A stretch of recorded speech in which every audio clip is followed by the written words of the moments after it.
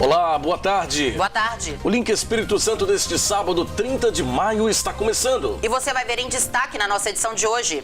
Secretário de Estado da Saúde repercute os números da Covid-19 no Espírito Santo e volta a falar em lockdown. Cresce o desemprego no estado. Dados apontam que em abril o Espírito Santo teve o pior índice dos últimos 5 anos. Cresce também o consumo de cigarros no país, mesmo o tabagismo estando entre as comorbidades que mais agravam os quadros da Covid-19. Inquérito sorológico mostra que perda de olfato é o principal sintoma do novo coronavírus entre os capixabas. Você vai entender o porquê.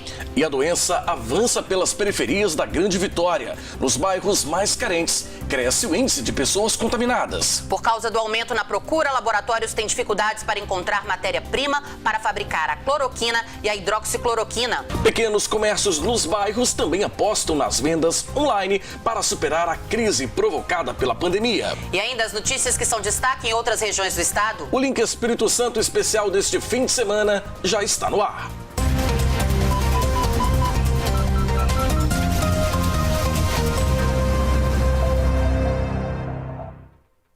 Em uma coletiva à imprensa, o secretário de Saúde, Nésio Fernandes, atualizou a situação da Covid-19 aqui no estado e voltou a falar sobre lockdown. Pela nova matriz, algumas cidades podem passar para o risco extremo, o que ainda não havia acontecido. Neste final de semana, o número de mortes pelo novo coronavírus pode chegar a 600 aqui no estado. O secretário Nésio Fernandes fez um balanço das ações do governo e dados da Covid-19 no mês de maio, no Espírito Santo.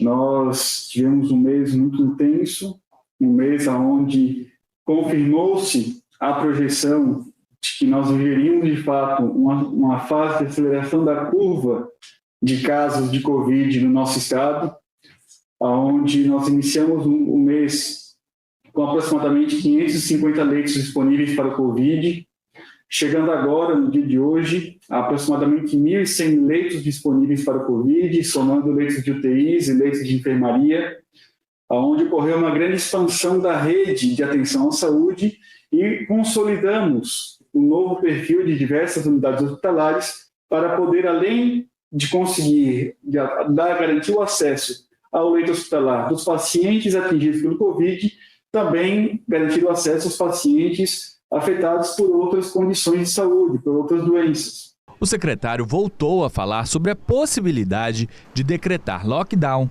nas próximas semanas. No dia de hoje será atualizada a matriz. Amanhã publicaremos a relação dos municípios que deverão tomar um conjunto grande de medidas a partir da próxima semana. E essa matriz, ela passa também a apontar a possibilidade do risco extremo. O risco extremo é aquele conhecido, bem muito comentado nos últimos dias, do lockdown, onde nós fechamos um conjunto grande de atividades econômicas e sociais e determinamos um silêncio urbano nas cidades. Determinamos um silêncio entre as pessoas, na sociedade, para que as pessoas se recolham nos seus lares, para que as pessoas se recolham nas suas casas, e durante 14 a 21 dias posso permanecer lá.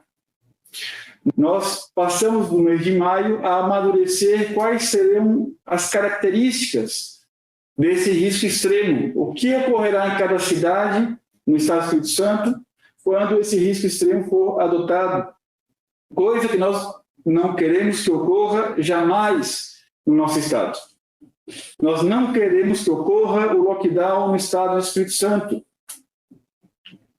No entanto, a matriz de risco, que também serve para poder apontar o risco do passado, o risco da semana epidemiológica anterior e adotar medidas de restrição para a semana seguinte, ela serve também como um alerta, um aviso do que pode acontecer. O subsecretário de Vigilância em Saúde disse que o estado investiga 41 óbitos por Covid-19 e espera que até domingo cheguemos à marca de 600 mortos. Luiz Carlos Reblin reforçou a necessidade e a importância do isolamento social. Nós tínhamos um pouco mais de 100 óbitos no início do mês de maio e devemos fechar esse mês de maio com aproximadamente 600 óbitos. Sem querer aqui fazer uma uma cena dramática, mas imagina um velório de 600 pessoas. Imagina um campo de futebol que nós pudéssemos acomodar 600 caixões enfileirados. Não é apenas um número, não é apenas uma estatística. Atrás de cada história, de cada morte, tem uma história de vida, tem uma história da família. Então, para o sistema de saúde, a parte final, a parte mais difícil tem sido exatamente a questão dos óbitos. Mas, como o secretário menciona, nós podíamos ter condições de uma expansão da nossa capacidade de internação ilimitada. Mas nós não iríamos reduzir com essa expansão ilimitada de leitos todos os óbitos que nós gostaríamos de diminuir. Então, de fato, a intervenção ela precisa ser diferente. Nós precisamos intervir sobre a possibilidade de permanecermos em casa, sem nos locomovermos, se precisar sair, manter o distanciamento. Não adianta imaginar que eu estou sem o meu trabalho, mas eu tenho o meu carro, eu entro no meu carro e vou para as montanhas, como tem ocorrido em algumas situações em que as cidades da montanha se isolaram com a sua população, tomaram medidas para a redução das atividades de serviço, de comércio, mas em determinado momento tem uma frequência alta de pessoas que de outras cidades se dirigem para as montanhas para se acomodar em pousadas ou nos seus sítios. Isso não é uma atitude de isolamento. A Secretaria de Saúde ainda espera o resultado dos testes que foram encaminhados para um laboratório do Paraná. Esse material foi encaminhado essa semana para o Paraná e estamos aguardando a informação do Paraná para a liberação desses resultados. Acreditamos que no início, na semana que vem, nós tenhamos essa informação por parte do Laboratório do Paraná. Então, retornamos ao LACEN, depois da normalização desse insumo, nós retornamos a procedimentos para aqueles casos urgentes, emergenciais, como pacientes internados, óbitos, para um prazo bem curto, e para as outras e demais situações, um prazo de 24 a 36 horas para liberação. A crise provocada pela pandemia do novo coronavírus já se reflete no aumento do número de desempregados aqui no Espírito Santo. Os dados de abril mostram que o estado teve o pior desempenho dos últimos 5 anos. Ao todo, no mês de abril, o Espírito Santo registrou 10.288 contratações e 28.169 desligamentos, gerando um saldo negativo de 17.881 pessoas desempregadas. Os dados são do Cadastro Geral, o CAGED, divulgados nesta semana pelo Ministério da Economia. Segundo o diretor-geral do Instituto Jones dos Santos Neves, o número registrado é o pior em 5 anos no estado. O estado do Espírito Santo, ele veio no ano de 2019 aumentando seu saldo de empregos. A gente fechou o ano de 2019 com um saldo positivo superior a 18 mil vagas no mercado de trabalho formal. Esse é o mesmo patamar pré-crise brasileira de 2015 e 2016. Ou seja, o ano de 2019 ele demonstrou que a gente estava tendo um aumento do número de vagas formais no mercado de trabalho. E a previsão para 2020 era que a gente tivesse resultados ainda mais positivos. Porém, todos nós aí fomos impactados, todos os estados e o Brasil e o mundo impactados com a pandemia da Covid-19. Apenas o agronegócio teve saldo positivo de contratações em abril. Os setores que mais demitiram são aqueles impactados diretamente pela pandemia de Covid-19, como o de serviços e o comércio. O setor de comércio e serviços, ele acabou sofrendo um impacto maior por conta da pandemia, assim como ocorreu no Brasil e no mundo, por conta de que a gente teve um aumento do isolamento social. A população passou a ficar mais em casa. E também as medidas de proibição de aglomeração de pessoas em estabelecimentos comerciais. Então, essas medidas no mês de abril, contribuíram para que a atividade econômica no setor, no segmento de comércio e serviços, que ocorresse um declínio das atividades econômicas e também um maior fechamento de vagas de trabalho formal. E o desemprego tem reflexo direto na economia. As demissões diminuem a demanda por produtos e serviços e ameaçam outros postos de trabalho. Primeiro, significa um agravamento da crise econômica e social. O tecido social, o povo, as pessoas, quando perdem emprego, perdem renda, e isso não só promove um não consumo do que ela precisa, necessariamente, sem supérfluo, como também não faz vendas. E aí as empresas não produzem e não geram emprego na ponta. Para o economista, uma saída para suavizar o impacto da crise é a ampliação dos programas assistenciais do governo. Só tem uma solução muito clara e, falando assim muito francamente, é fazer o dinheiro chegar nas mãos dessas famílias. E de onde viria esse dinheiro? Do governo federal. Não tem outro ente, o governo estadual, o municipal. É o governo federal, porque ele pode contrair empréstimos, ele tem uma boa arrecadação e, eventualmente, numa urgência, até emitir moeda. Mas tem que fazer dinheiro chegar no bolso dessas famílias. Tem essa previsão dos R$600, 2 meses, 3 meses, mas muito provavelmente vai ter que ser estendida. Uma pesquisa feita pela Fiocruz mostra que os fumantes estão consumindo mais cigarros durante a pandemia do novo coronavírus. Muitos justificam o aumento por causa do estresse, mas vale o alerta. O tabagismo é uma das principais comorbidades entre as pessoas que desenvolvem a forma grave da Covid-19. Segundo os dados da Secretaria Estadual de Saúde, cerca de 8% das vítimas do novo coronavírus no Espírito Santo tinham como comorbidade o tabagismo. Mesmo assim, um estudo da Fundação Oswaldo Cruz, do Rio de Janeiro, revelou que o consumo de nicotina segue em alta durante a pandemia de Covid-19. A pesquisa realizada pela Fiocruz entre 24 de abril e 8 de maio mostrou que aumentou o consumo de cigarros durante o isolamento social.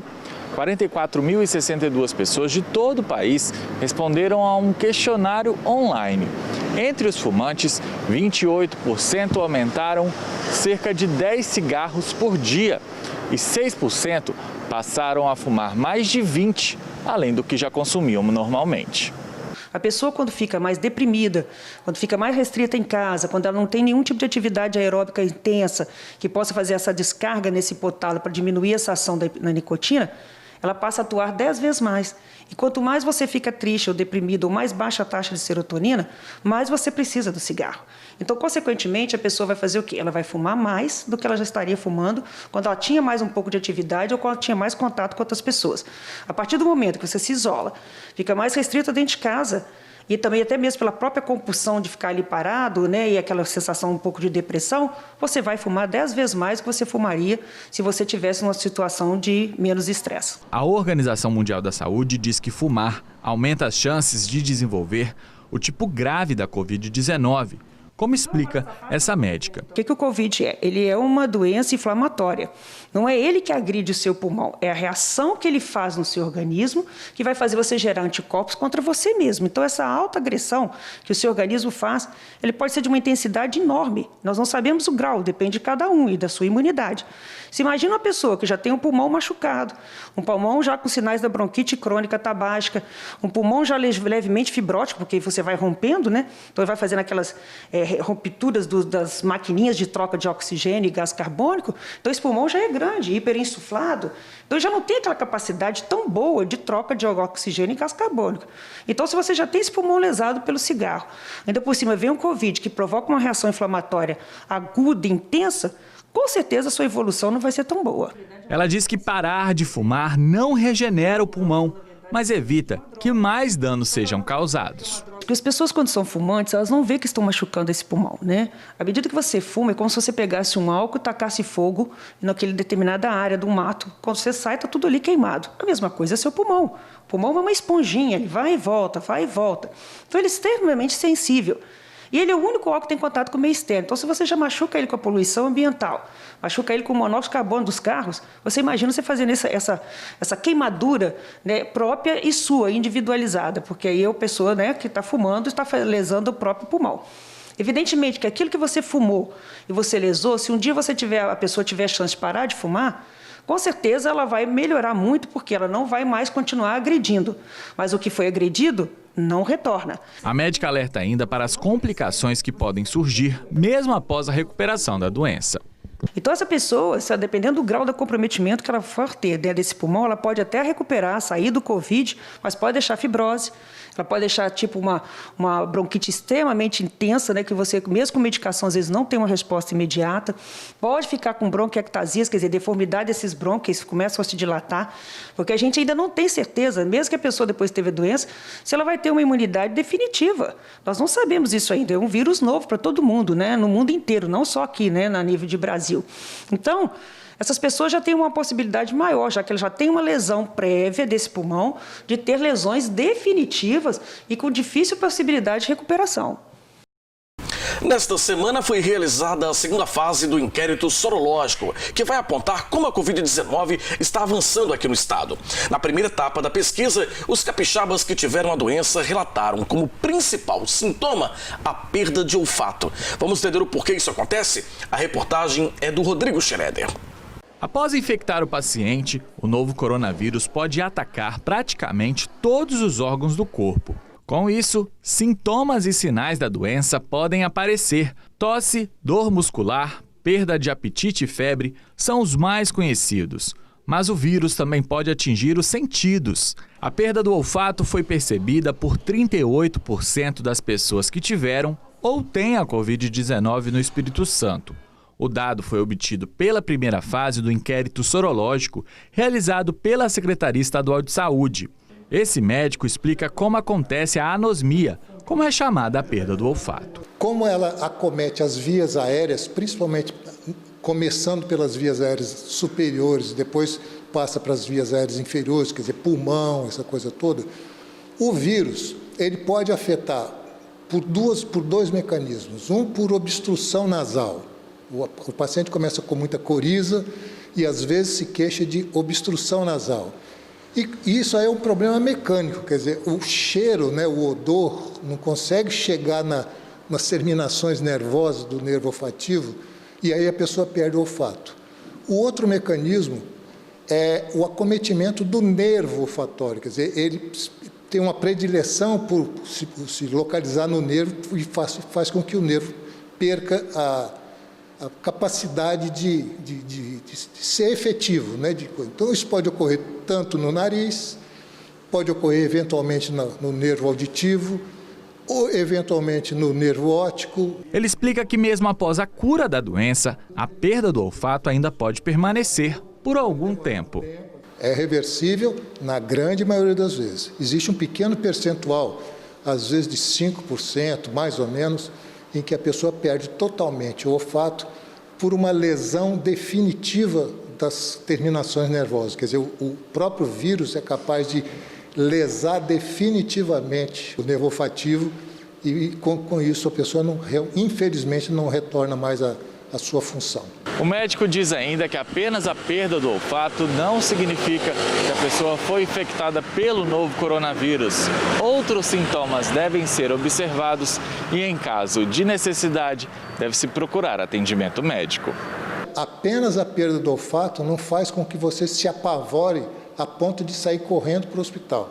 Até porque a grande maioria da classe médica recomenda que você não saia procurando um hospital logo assim rapidamente, porque você pode não ter nada e pegar a doença lá dentro do hospital. Quer dizer, então isso é realmente um problema. Então você precisa ter mais coisas: febre, dor no corpo, coriza, às vezes falta de ar, porque às vezes o vírus já está pegando o pulmão, você começa a sentir dificuldade para respirar, e isso faz com que você então procure o serviço médico. A seguir aqui no link, pequenos comércios nos bairros também apostam nas vendas online para superar a crise provocada pela pandemia. E ainda, por causa do aumento na procura, laboratórios têm dificuldade para encontrar matéria-prima para fabricar a cloroquina e a hidroxicloroquina. O link Espírito Santo volta já.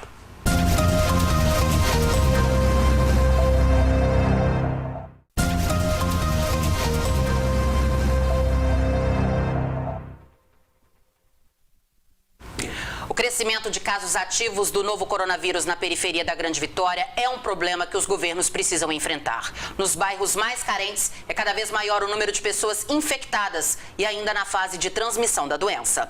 O Instituto Jones dos Santos Neves analisou o percentual de casos ativos do novo coronavírus no Espírito Santo de 6 de maio até o último fim de semana. Os casos ativos são aqueles em que a pessoa infectada ainda não está curada e pode transmitir o vírus. Segundo o levantamento, são nos bairros da periferia da Grande Vitória onde mais crescem os números de casos ativos da doença. Em Nova Carapina, na Serra, no período analisado, o número de pessoas infectadas e com o vírus ativo cresceu 2.800%. Em São Pedro, na capital, o crescimento foi de 1.900%. Em Viana, o aumento foi de 1.300%, no bairro Vale do Sol. E em Castelo Branco, Cariacica, 1.250%. Segundo especialistas, o aumento do número de casos do novo coronavírus em bairros de periferia se deve à falta de infraestrutura das casas e também a um baixo índice de isolamento social. A gente suspeita que esse crescimento vem acontecendo porque nesses locais é possível que o distanciamento social não está acontecendo da mesma forma, né? O isolamento não está acontecendo, muitas vezes por necessidade. A gente também tem bairros que têm uma infraestrutura mais precária, né? E isso pode contribuir, né, para esse aumento significativo de casos, esse aumento significativo de casos ativos nessas regiões. Os números indicam a necessidade de uma maior atenção do poder público a essas localidades. A gente imagina que as soluções para o problema do corona vão envolver tanto o poder público municipal, poder público estadual até federal. Então, os municípios reconhecendo que existe, e a gente já sabe que eles já conhecem essa realidade, né? Essa diferença, né, da velocidade da propagação da doença em diferentes regiões, a gente sabe que com isso eles podem tomar medidas mais específicas e mais pontuais, de diversas formas, né, para buscar a solução, minimizar o problema da doença nas diversas regiões do seu município. Mesmo com o aumento preocupante nas periferias, a doença também cresce em outros bairros das cidades. Pode falar que isso não tira, né, não diminui a preocupação com toda a região. De qualquer forma, a gente tem um número considerável, um número muito grande em alguns bairros, ainda que eles não sejam periféricos ou que não sejam bairros de baixa renda. Quer dizer, hoje a gente vê uma distribuição em todas as regiões, né? Quer dizer, não é que não existe mais casos em outras regiões, eles continuam existindo e continuam aumentando também, né? Então, o problema não deixou de existir nos outros locais. A questão é que agora a gente tem outros bairros que merecem, né, e já estão recebendo do governo do estado toda a atenção. Desde que o Ministério da Saúde divulgou a portaria recomendando o uso da cloroquina e da hidroxicloroquina em casos leves da Covid-19, a procura voltou a crescer aqui na Grande Vitória. São poucas as farmácias que ainda têm os medicamentos para a venda. Antes mesmo da recomendação do Ministério da Saúde para o uso da cloroquina e hidroxicloroquina para casos leves, a busca pelo medicamento já era grande. Muitas pessoas, ao saberem dos supostos benefícios da droga, correram para as farmácias. A população fez uma corrida desenfreada. Nas drogarias primeiro, né, buscando aí o Reuquinol, que acabou rapidamente, e logo depois eles começaram a procurar nas farmácias de manipulação. E aí a gente recebia procuras assim, para fazer 150 cápsulas para o mesmo cliente, 200 cápsulas para o mesmo cliente, né, quantidades muito grandes de medicamento. Que a gente entende, né, conversando com o cliente, que qual era o pensamento dele? Eu vou levar produto para tratar toda a minha família.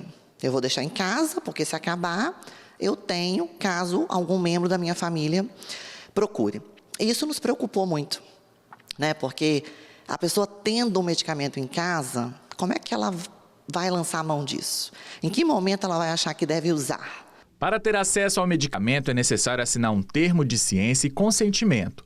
Nele, o paciente é informado que não existe a garantia de eficácia contra a Covid-19. Também há informações sobre os efeitos colaterais que a droga pode causar. De acordo com o documento divulgado pelo Ministério da Saúde, cabe ao médico a decisão de prescrever ou não a cloroquina e a hidroxicloroquina.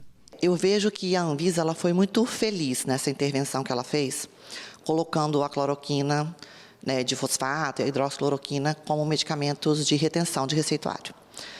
Porque isso implica que a pessoa tem que ter um profissional, um médico, orientando o uso. Isso é essencial. Tem que saber que dose você vai tomar, tem que saber quando você vai começar, tem que acompanhar a evolução dos seus sintomas, porque se precisar fazer a retirada da droga. Então, não é uma medicação para as pessoas fazerem uso sozinhas, fazerem automedicação. Isso não. E se a Anvisa não baixasse essa portaria do receituário, isso ia fatalmente acontecer.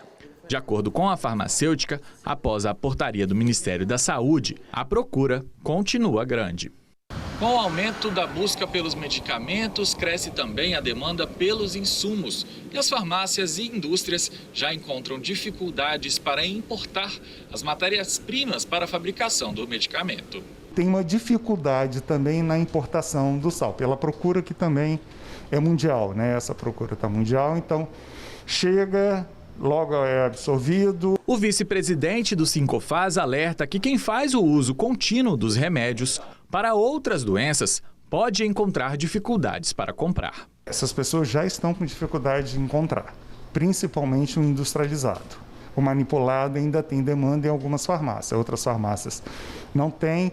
As pessoas que têm necessidade, é interessante fazer um estoque para ter uma previsão disso aí que pode, no momento que acabar o dela, pode não encontrar. Agora a gente fala de economia. Se as vendas estão difíceis para as grandes lojas, imagine então para quem tem pequenos comércios nos bairros. Esses lojistas tiveram que se reinventar rapidamente para não ficar para trás. E a internet tem sido a grande aliada do comerciante e também do consumidor. Há 8 anos, a Mirtes tem essa loja de roupas femininas no bairro Antônio Honório, em Vitória. Podendo abrir a loja apenas em dias alternados, é na internet que ela tem buscado novas vendas. Sempre foi uma ferramenta que nos ajudou muito, que traz muita visibilidade, muitos clientes, e a gente reforçou isso ainda mais. Não tínhamos ainda um site, um e-commerce propriamente dito, a gente trabalhava muito com o Instagram e o WhatsApp, e depois da pandemia a gente acabou colocando isso em prática. A gente criou um site para poder, então, facilitar ainda mais essa venda que acontecia no Instagram e no WhatsApp. Com o comércio funcionando em dias alternados, os lojistas têm mesmo que se reinventar. Aqui na loja da Mirtes, o dia que ela não abre, os clientes podem conferir todos os produtos de casa através das lives que ela promove nas redes sociais. Foi uma iniciativa muito bacana, que deu muito certo, deu muito retorno, porque as pessoas no ao vivo se conectam muito mais com você, porque é de fato ali naquele momento que está tudo acontecendo. Isso transmite muita confiança, muita credibilidade e foi um sucesso.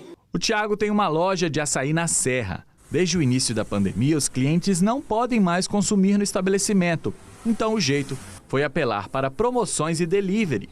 Estamos trabalhando com várias promoções para manter os clientes, né? Porque os clientes que vinham para a loja anteriormente, eles não vêm mais devido à loja fechada, horário diferenciado, né? Estamos fazendo sorteios no Instagram também. A Geórgia tem 2 lojas na região de Goiabeiras, na capital. Uma de calçado e outras de chocolates. O atendimento pelas redes sociais tem sido fundamental nos dias em que ela não pode abrir os estabelecimentos. A gente faz o contato com os clientes, marca quem precisa ir no dia ímpar, a gente atende por agendamento e focando sempre nas mídias sociais, WhatsApp, para a pessoa não esquecer da gente. Para este economista, a internet tem sido uma saída importante para os lojistas. Alguns já faziam isso antes da crise, então esses deram, de certa forma, uma sorte, trabalharam com mais antecedência, então puderam estar mais preparados, e outros tiveram que aprender a construir o avião em pleno voo. Então começaram a vender no digital, começaram a vender no online. Mas o economista acredita que mesmo com esse esforço, as perdas para a economia serão inevitáveis. Acredito que o impacto no comércio vai ser muito forte. A gente ainda vai ver muitos números saindo, mas a gente já tem alguns, como o da Cielo, o índice Cielo de varejo ampliado, já mostrou uma queda de 33% nas vendas desde quando começou a crise até hoje. Então a gente vai ver que o impacto do comércio ele é muito forte. Apesar de ser uma crise democrática que afeta todas as indústrias, todos os setores, o comércio ele necessita muito de gente na rua. E essa é uma crise que exatamente tirou gente da rua. Então, mesmo que alguns comércios estejam mais preparados para venda online, outros, como o comércio de bairro, o comércio de rua, são pessoas que compram às vezes naquele momento, que estão passeando, que estão fazendo algum serviço na rua, acabam passando na frente de uma loja e efetuando uma compra. Então, para esse setor, para esse comércio, vai ser um impacto muito grande.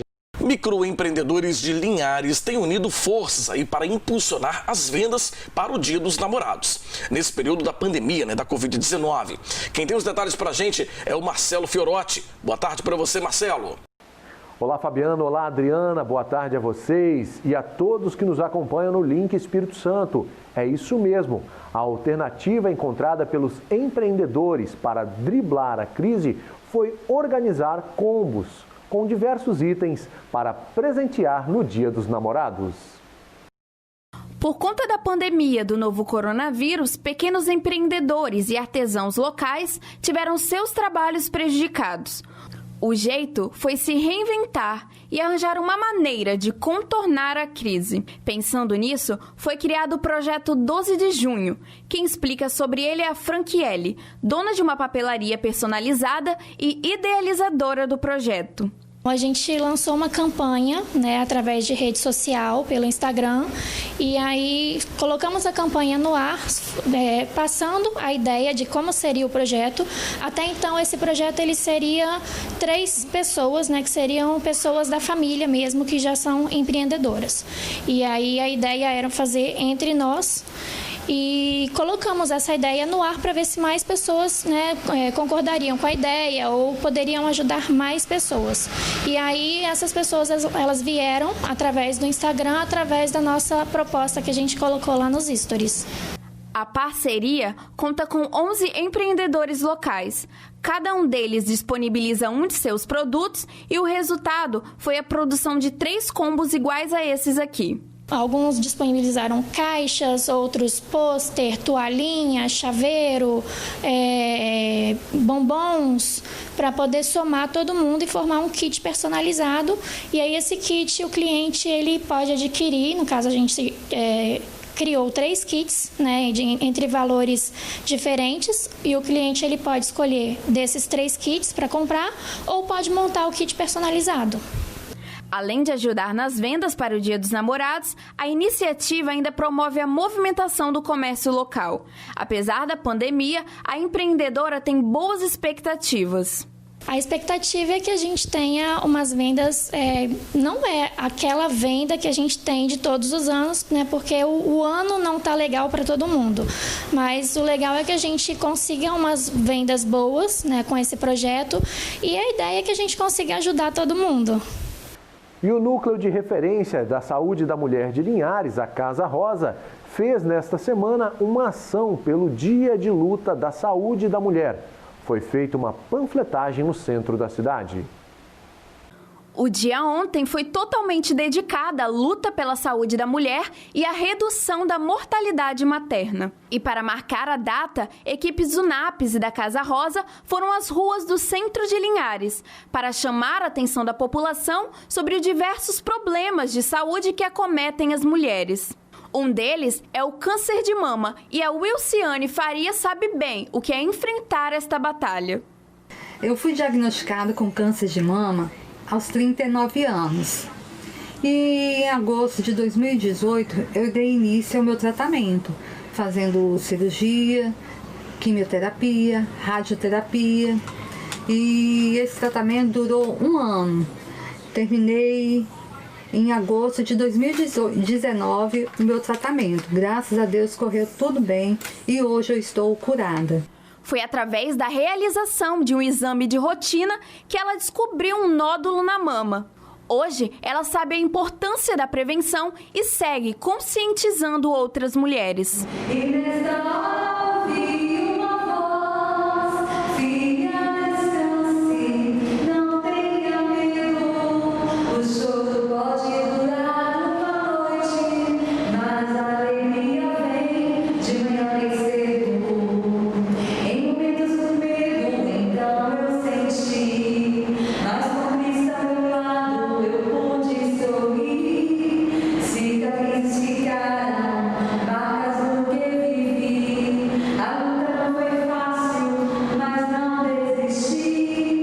E essas foram as informações aqui de Linhares. Eu volto com vocês aí no estúdio. Fabiano, Adriana, desde já, ótimo final de semana.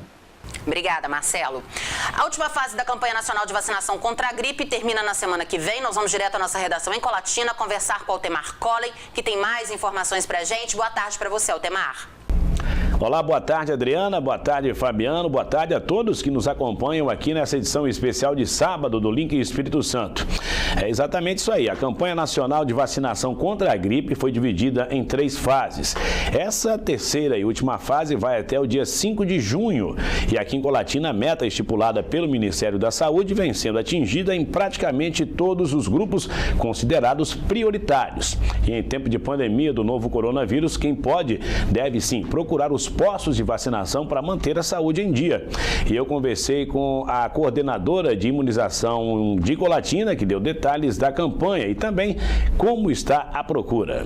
Essa terceira etapa ela é destinada a pessoas com deficiência, professores, crianças de 6 meses a menores de 6 anos, gestantes, mães no pós-parto até 45 dias e também pessoas com idade entre 55 e 59 anos. As pessoas das outras fases, ou seja, da primeira e segunda, que não se vacinaram, também podem procurar os postos nessa fase? Sim, quem por algum motivo, que era grupo da primeira ou segunda etapa, que ainda não conseguiu tomar a dose da vacina, pode procurar o serviço que nós estaremos administrando a vacina. Bom, e quais são as orientações, Deise, para quem vai até o posto para se vacinar com relação aí à prevenção de contágio, no novo coronavírus? Isso, a gente pede o uso de máscara, é essencial. Lembrando que crianças abaixo de 2 anos, segundo a orientação da Organização Mundial de Saúde, não é indicado o uso da máscara, tá? Acima de 2 anos, toda pessoa deve estar usando máscara.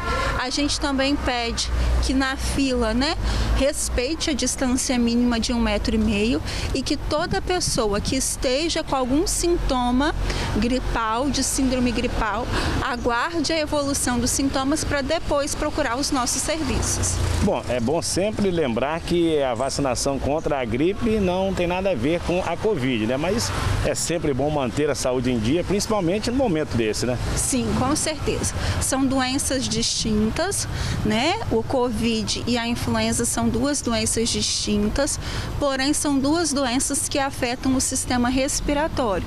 Então é importante fazer a prevenção dos grupos, prioritários para a influenza, para evitar,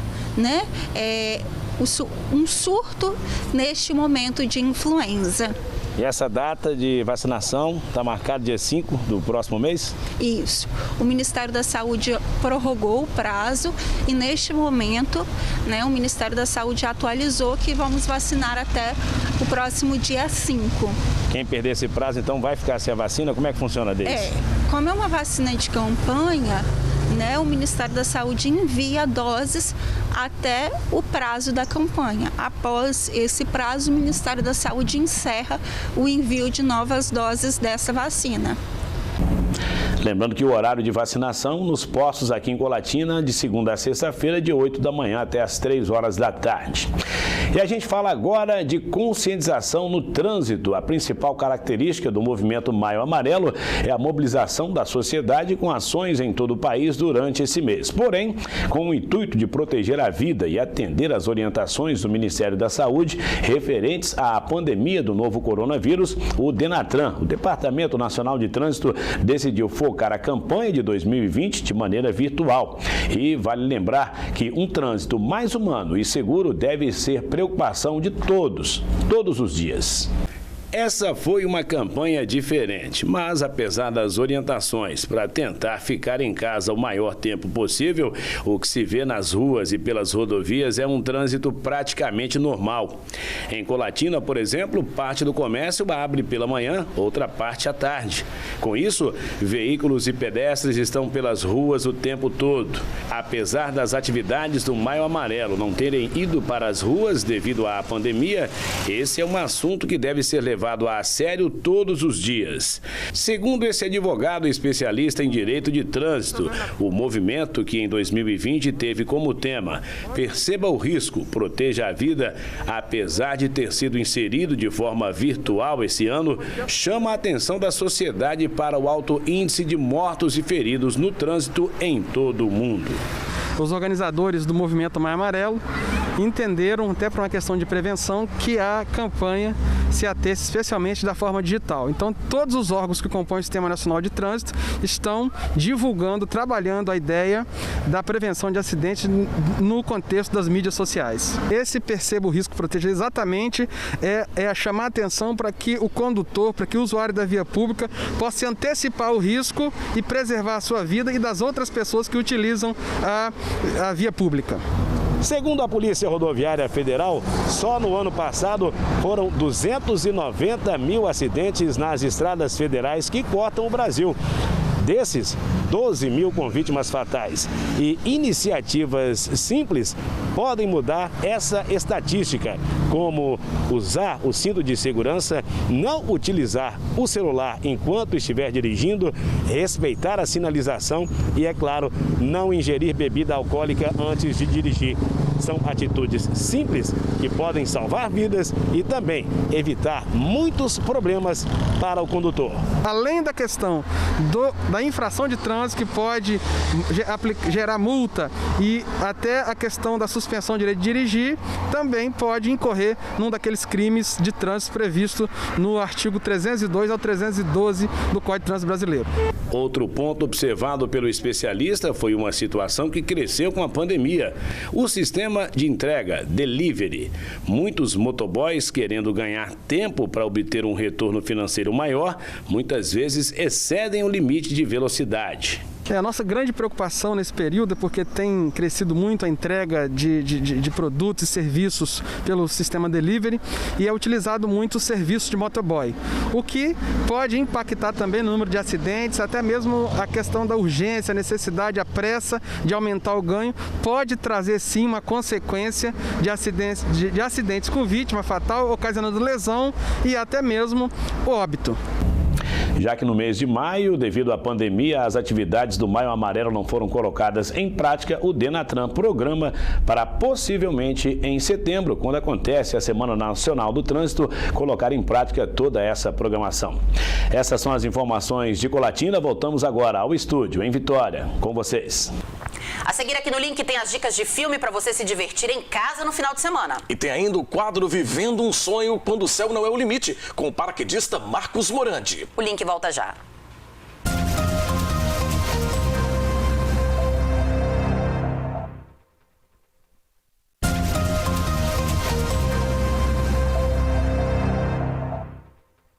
O isolamento social provocado pelo avanço da pandemia do novo coronavírus fez cair drasticamente as doações de sangue em todo o país. Em São Mateus, o Hemocentro já está em alerta. Nós vamos direto até lá saber as informações com a Nariane Lopes. Boa tarde para você, Nariane. Boa tarde para vocês, Fabiano e Adriana. Boa tarde a todos que nos acompanham aqui no Link Espírito Santo. É isso mesmo. Nos últimos meses, a unidade de São Mateus vem enfrentando uma queda nos estoques de sangue devido à pandemia do coronavírus.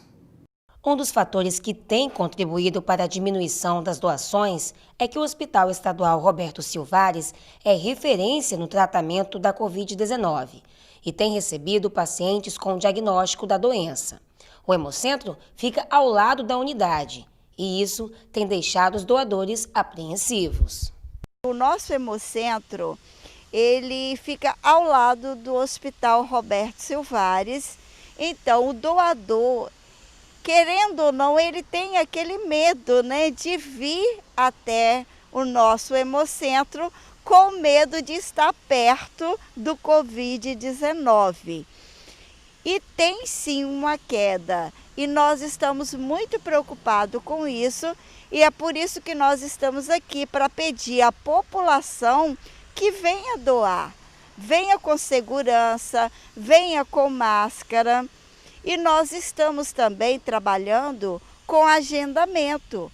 Então, você pode ligar para o nosso telefone, para o 3767-7954, e você vai fazer o seu agendamento e vai vir doar com segurança.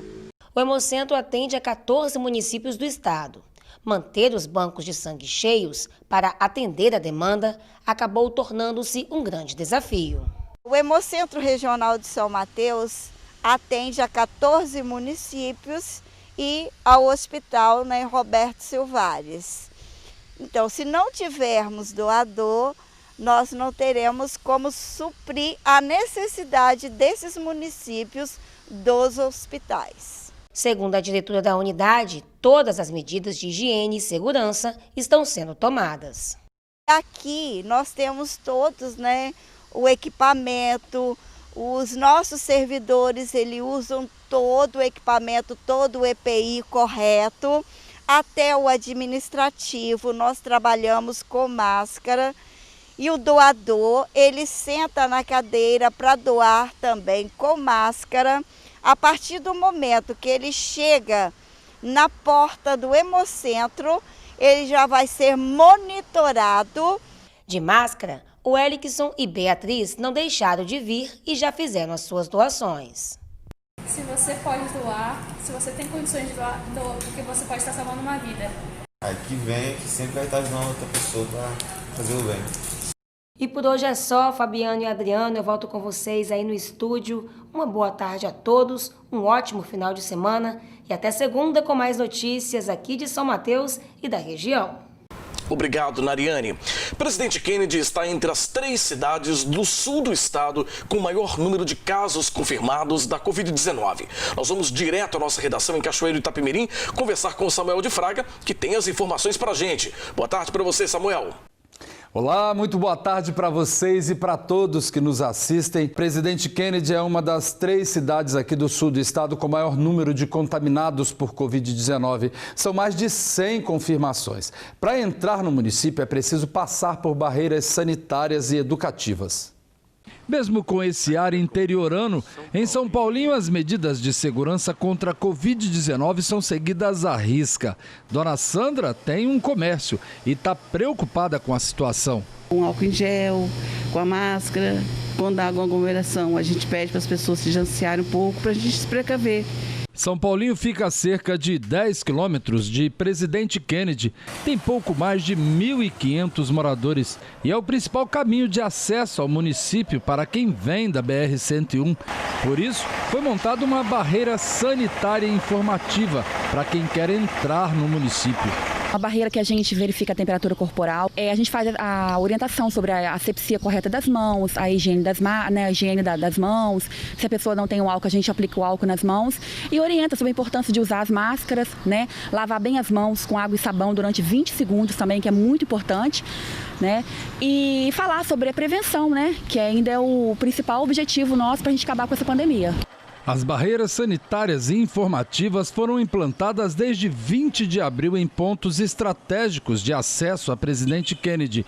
que tem visto seu número de casos confirmados aumentar a cada dia. No município de Presidente Kennedy, a barreira está acontecendo aqui na comunidade de São Paulinho, também em Marubá e também estava acontecendo na comunidade das Neves, né, na Praia das Neves. São 3 barreiras. Então, sem preocupação, a gente orienta até 37 graus, né, que a gente pede para que é uma temperatura correta. Acima disso, a gente está orientando os pacientes para ir para uma unidade de saúde ou para ir para o hospital quando casos sintomáticos, tá? Que é febre, né, dor de garganta, dificuldade de respirar, diarreia e outros sintomas que convêm da Covid-19. Eu acho uma excelente ideia. A gente tem que realmente utilizar dessas medidas aí de prevenção para proteger cada vez mais a população. Segundo o secretário de Saúde do município, o aumento no número de casos e a classificação do município pelo grau de risco de contágio é preocupante.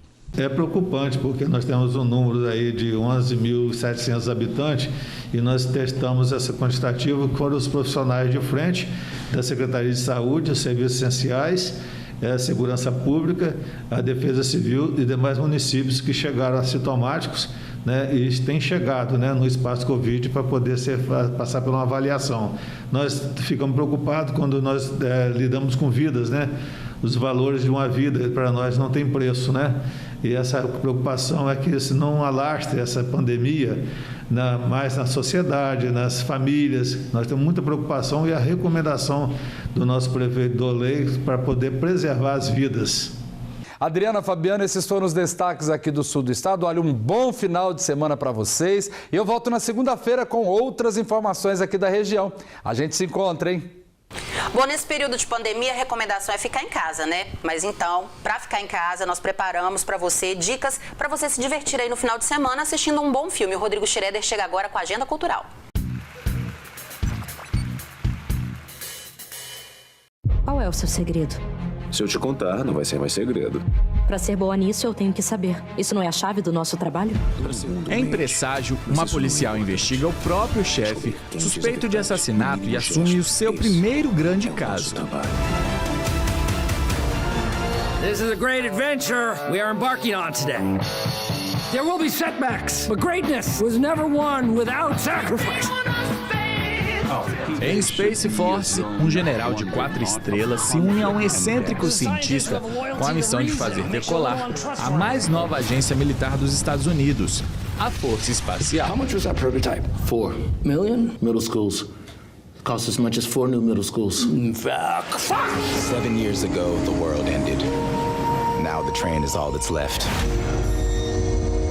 First, the weather changed. In the final days of the freeze, the rich retreated to Narc. E em Expresso do Amanhã, após o congelamento da Terra, os últimos sobreviventes vivem em um trem que viaja pelo mundo e se esforçam para manter uma complexa coexistência a bordo. Today, we take this train. We march to the end.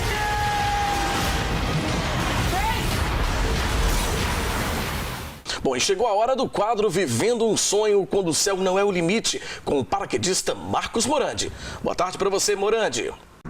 Olá, Adriana e Fabiano e todos os telespectadores. É com uma grande satisfação que hoje trago ao nosso quadro o tema Saltos extremos em elevadas altitudes.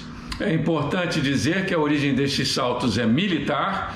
Eu faço parte de um seleto grupo de paraquedistas no mundo que tem o privilégio de poder realizar estes saltos em caráter regular. Estes saltos ocorrem a 30 mil pés ou mais, equivalentes a 9 mil metros, e para fazermos frente aos desafios é importante todo um aparato logístico que é diferenciado em relação a um salto convencional. Nós somos lançados a menos 30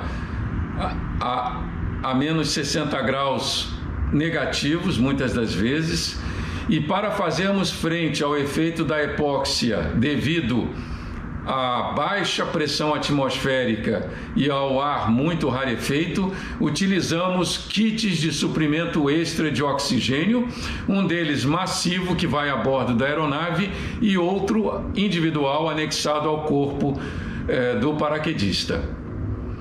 Uma das coisas que torna esse salto muito especial é o tempo de queda livre, muitas vezes superando os 2 minutos, quando nós perfazemos aí uma modalidade em trabalho relativo, que é uma modalidade mais conservadora. Além do fato de que a velocidade terminal de queda livre, ela também é mais acentuada. A seguir, eu levo a vocês aí um vídeo compilado de recentes saltos que eu realizei e eu espero que vocês gostem.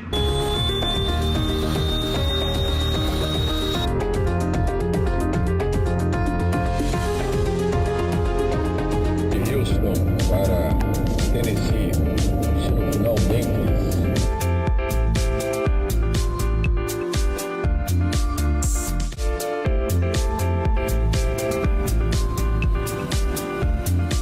No, it doesn't matter. Breathe normal. But if you want to breathe easier in, open your mouth. Breathe it in that way. And you can breathe out through your nose. But what happens, that pressure...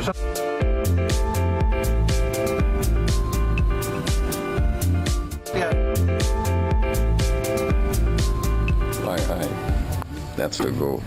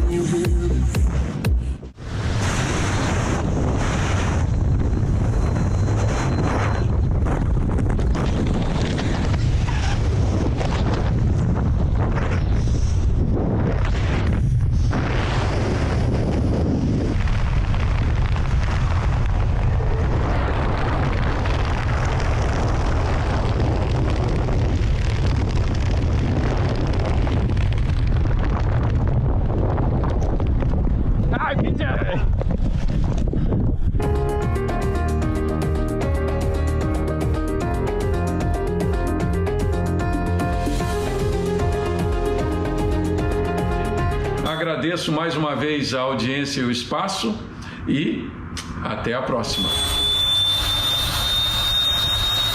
Obrigado, Morandi. E o Link Espírito Santo deste fim de semana fica por aqui. Muito obrigado pela sua audiência e pela sua companhia. Para você, uma ótima tarde e um bom fim de semana.